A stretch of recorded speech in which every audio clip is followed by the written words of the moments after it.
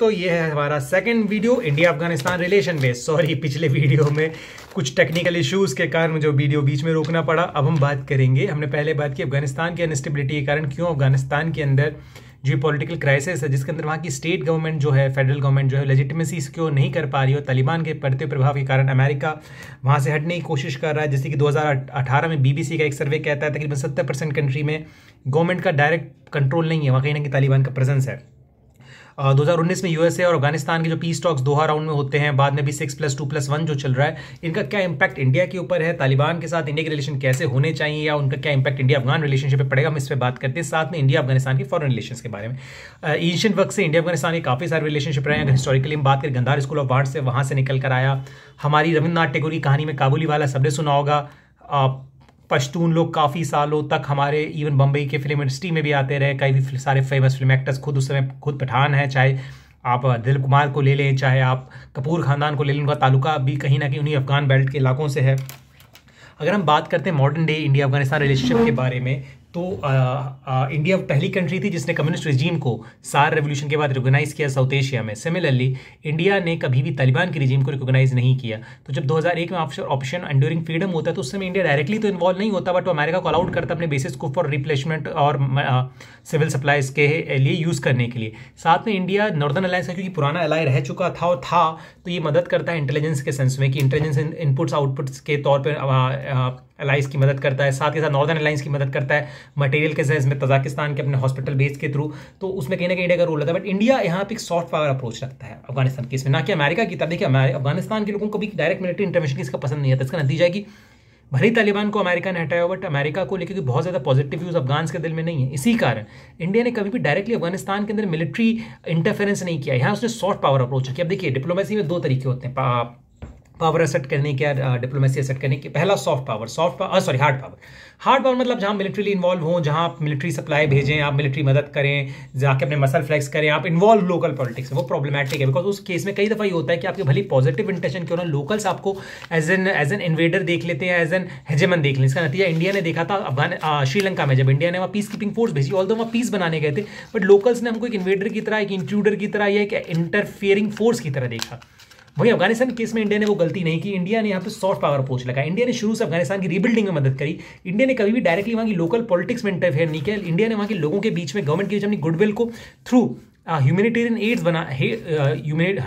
Add के तौर पे बढ़ाते हुए किया, जिसके नतीजे में काफ़ी पॉजिटिव इमेज इंडिया की अफगानिस्तान में बिल्ड हुई है पिछले 20 सालों में। अफगानिस्तान की तकरीबन 50% जो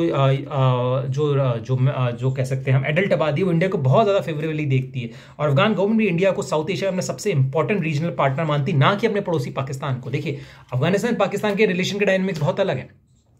आज भी अफगानिस्तान गवर्नमेंट वो नहीं भूल पाती कि किस तरह पाकिस्तान ने तालिबान को सपोर्ट किया, तो आज भी तालिबान को ओपन सपोर्ट पाकिस्तान और उसकी सीक्रेट एजेंसी का है। सिमिलरली कहीं ना कहीं वो जो ग्रेटर पख्तूनिस्तान का जो नोशन है, ग्रेटर अफगानिस्तान का जो नोशन है, वो लगातार पाकिस्तान को रेस्टलेस करता है। इसलिए पाकिस्तान कभी भी एक स्टेबल और एक ताकतवर अफगानिस्तान अपनी नजदीक नहीं चाहता, बिकॉज उस केस में पूरे चांसेस है कहीं ना कहीं पाकिस्तान के बलूचिस्तान और KP के अंदर इंसर्जेंसीज बढ़ेंगी। और अभी रिसेंटली पाकिस्तान में जो टेररिस्ट अटैक हुए, उसका इल्जाम पाकिस्तान हमेशा अफगानिस्तान पर लगाता रहा है कि इंडिया की मदद के थ्रू अफगानिस्तान उसके जो नॉर्दर्न इलाके, जो उसके नॉर्थ वेस्टर्न इलाके, उनके अंदर कहीं ना कहीं इंसर्जेंसी को बढ़ावा दे रहा है। Similar in case of Balochistan.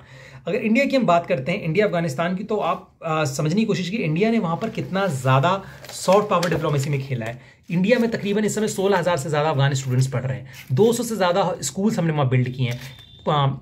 Indira Gandhi child hospitals के नाम से सबसे बड़ा जो हॉस्पिटल है बच्चों का काबुल में, वो इंडिया ने बना कर दिया।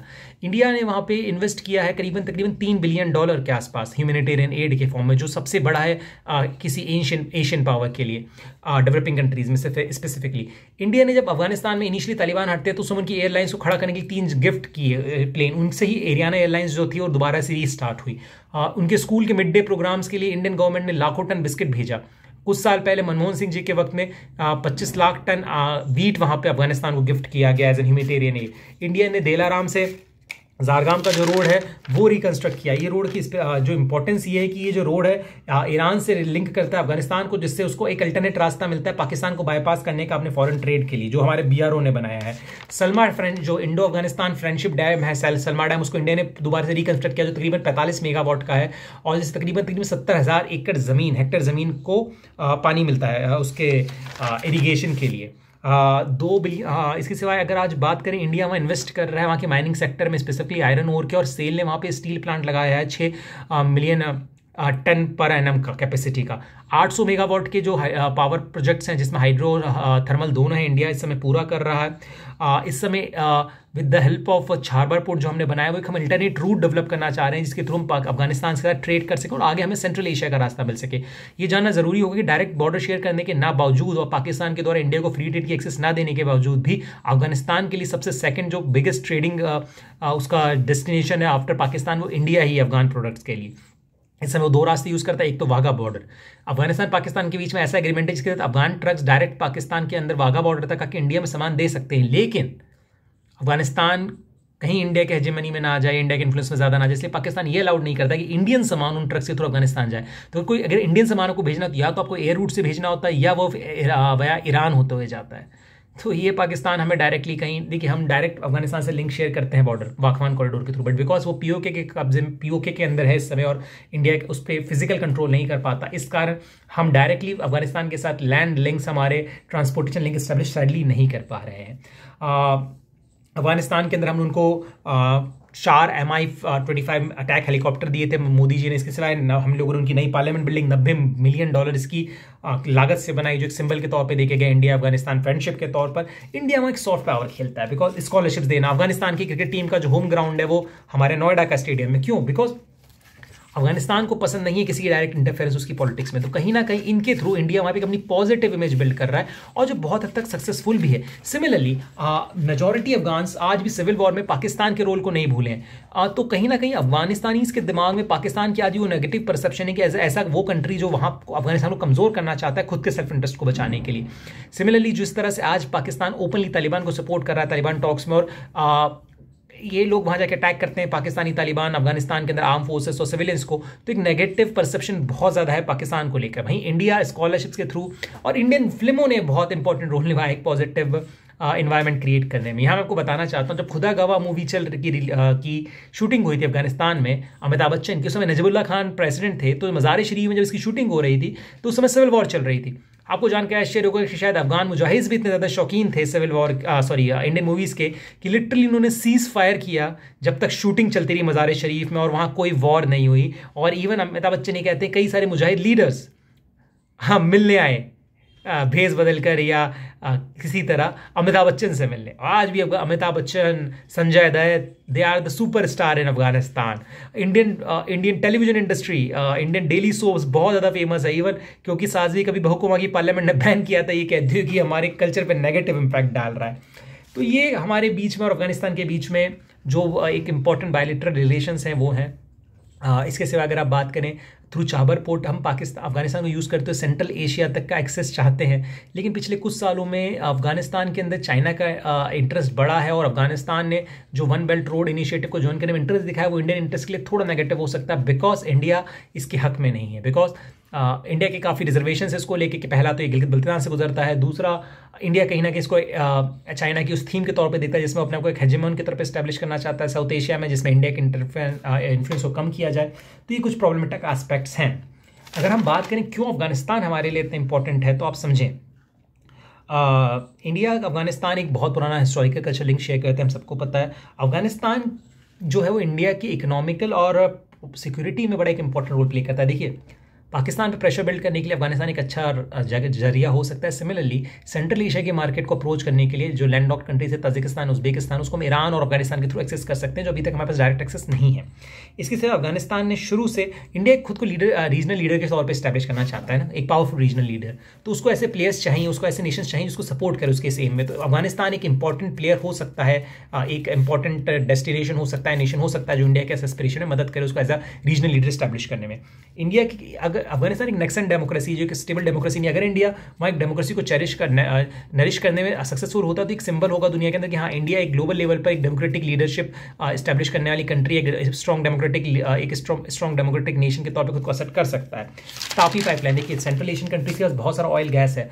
अभी हमारा एम किसी जो पहले बात चली थी तजाकिस्तान से अफगानिस्तान से ईरान, पाकिस्तान वाली जो इंडिया पाकिस्तान वाली जो लाइन थी उसको लेकर, तो कहीं ना कहीं वो इंपॉर्टेंट है और इंडिया यूज़ करना चाहता है अफगानिस्तान को as a route for gaining access to the central Asian hydrocarbons.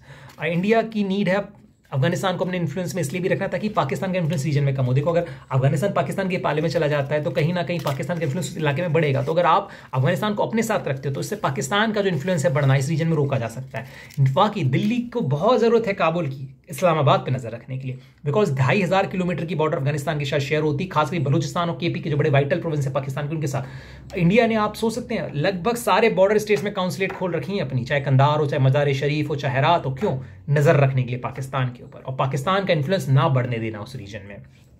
Pakistan अक्सर कहता है कि हम उन कॉन्सलेट्स का इस्तेमाल टेररिज्म को बढ़ाने के लिए करते हैं उसके इलाके में, बट ये वर्ल्ड डिप्लोमेसी का एक एस्पेक्ट होता है कि आपको अपने दुश्मन पे प्रेशर बनाए रखना होता है। Access point for central Asia मैंने डिस्कस किया। इसके सिर्फ अफगानिस्तान के नेचुरल रिसोर्सेज, अफगानिस्तान के अंदर काफ़ी सारे अनटैप्ड नेचुरल रिसोर्सेज है, खास करके आयरन ओर, प्रीशियस स्टोन। तो इंडियन कंपनीज उसको यूज़ करना चाहती हूँ। धीरे धीरे इंडियन स्टील अथॉरिटी जैसे वहाँ प्लांट लगा रही है स्टील का, तो उम्मीद है कि इंडियन इंडस्ट्री वहाँ बढ़ेगा।